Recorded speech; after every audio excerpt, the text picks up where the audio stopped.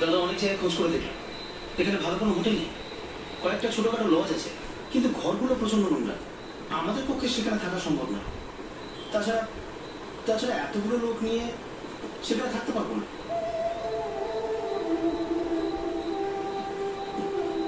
কাকু, আপনি যদি কিছু মনে না করেন, আপনারা সবাই আমার বাড়িতে থাকতে পারেন। আমার বাড়িতে মা একাই থাকে, আর আমার বাড়িটা এখান থেকে খুব বেশি দূর নয়।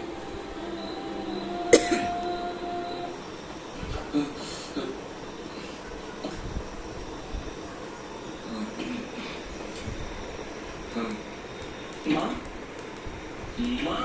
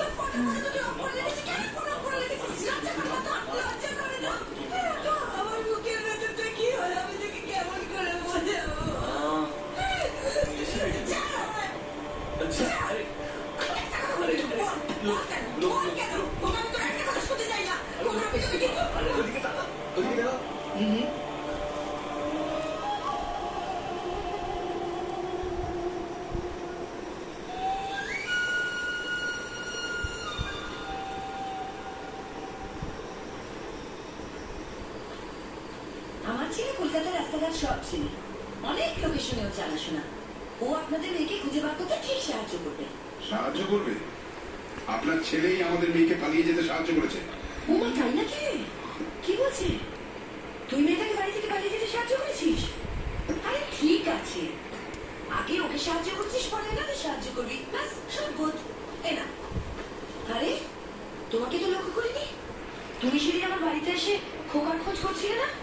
আমাকে না বলে আমার খোকাকে কোথায় তুলে নিয়ে গেছিলে তুমি? তুমি চা পাবে না। আরে দাদা, চা খান।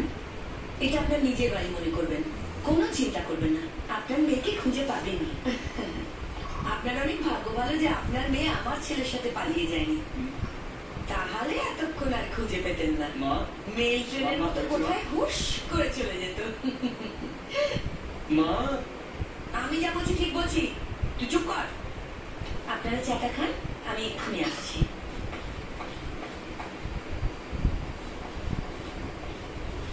আরে তুই তো 10 মিনিটও এক জায়গায় থাকিস না, 10 দিন ওখানে থেকে এলি কি করে বলতো? কি ব্যাপার? ব্যাপার তো কিছু একটা আছে। অনেক হয়েছে মা, এবার ভিতরে যাও, সবার জন্য রান্না করো। কতদিন ধরে ভালো মন্দ কিছু খাইনি বলো, এবারে যাও। আমি কিন্তু ঠিক জানতে পারবো। ঠিক আছে, যখন জানবে তখন জানবে। এবারে একটু যাচ্ছি। এসো, তুমি আমার সাথে ভেতরে এসো। এসো, চল।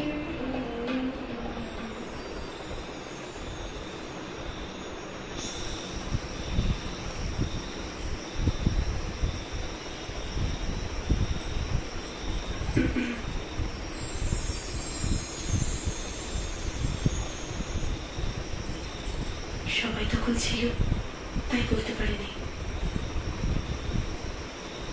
আমাকে বাঁচানোর জন্য ধন্যবাদ।